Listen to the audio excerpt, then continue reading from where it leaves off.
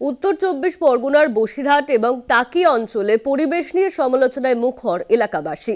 বিশ্ব পরিবেশ দিবসে তাদের অভিযোগ, ইছামতি নদীর পাড়ে গড়ে উঠেছে কংক্রিটের জঙ্গল, বিনাশ করা হচ্ছে ম্যানগ্রোভ জাতীয় গাছেরও। যদিও স্থানীয় পুরসভার চেয়ারম্যানের দাবি, পরিবেশ বাঁচাতে প্লাস্টিক বন্ধের পাশাপাশি বৃক্ষরোপণের দিকেও বিশেষ নজর দেওয়া হচ্ছে।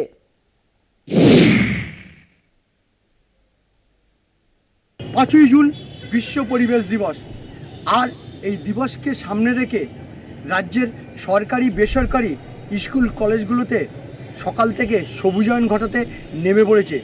বহু জায়গায় বহু সমারোহের মধ্য দিয়ে এই দিনটি উদযাপিত হচ্ছে, কিন্তু তার মধ্যে ভয়ঙ্কর বিপদের হাতছানি। যেভাবে নদীবাঁধের পাশে কংক্রিটের বিল্ডিং তৈরি করা হচ্ছে, যা সম্পূর্ণ অবৈধ এবং যত্রতত্র ইট বালি সিমেন্ট পড়ে রয়েছে। এছাড়া পাশেই রয়েছে নোংরা আবর্জনার স্তূপ।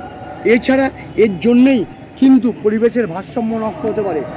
যেভাবে বিশ্ব উষ্ণায়নের দিকে এগিয়ে যাচ্ছে, তাই জন্য সব দিকে এখন তাপমাত্রা বৃদ্ধি পাচ্ছে এবং গরমের প্রকোপটা বাড়ছে। তাই জন্য আমাদের চেষ্টা করতে হবে বেশি বেশি করে গাছ লাগিয়ে পরিবেশের ভারসাম্য রক্ষা করে আমাদের পরবর্তী প্রজন্মের জন্য পরিবেশটাকে আরও এবং আমাদের পৃথিবীকে আরও শুষ্কতা থেকে বাঁচিয়ে সবুজময় করে তুলতে হবে আমাদের। অন্যদিকে যত্রতত্র পড়ে রয়েছে প্লাস্টিক, যা ভয়ঙ্কর বলছেন আগামী প্রজন্মের কাছে। পাশাপাশি নদী পাড়ে যে ম্যানগ্রোভ নির্বিচারে কাটা হচ্ছে, সেখানে তৈরি হয়েছে অবৈধভাবে নির্মাণ। অন্যদিকে নদীবাঁধ কেটে নোনা জল ঢুকিয়ে ফিশারি তৈরি করা হচ্ছে, যা পরবর্তী প্রজন্মের কাছে বিশ্ব উষ্ণায়ন আরও তীব্র হতে পারে। তাই তাদের কাছে একটাই প্রশ্ন, গাছ লাগালে হলেও তার থেকে বেশি পরিমাণে নির্বিচারে গাছ কাটা হচ্ছে, সেগুলোকে সংরক্ষণ করা দরকার। আর অন্যদিকে এই নদীবাঁধকে কাজে লাগিয়ে বিভিন্ন বিজ্ঞাপন মাধ্যম তারা বিভিন্নভাবে মুনাফা অর্জন করছে। কিন্তু এর মধ্যে প্রশ্ন উঠছে, বিশেষ করে পরিবেশবিদরা বলছেন যে বেশি করে গাছ লাগাতে হবে, আর সেই সঙ্গে গাছ সংরক্ষণ করতে হবে। প্রজন্মের জন্য তো এটা কি বলবো, ভয়ঙ্কর অবস্থা। আমরা যদি এই পরিবেশকে যদি ঠিকঠাক করে যদি রক্ষা না করতে পারি, আগামী প্রজন্ম আমাদের ছেড়ে কথা বলবে না।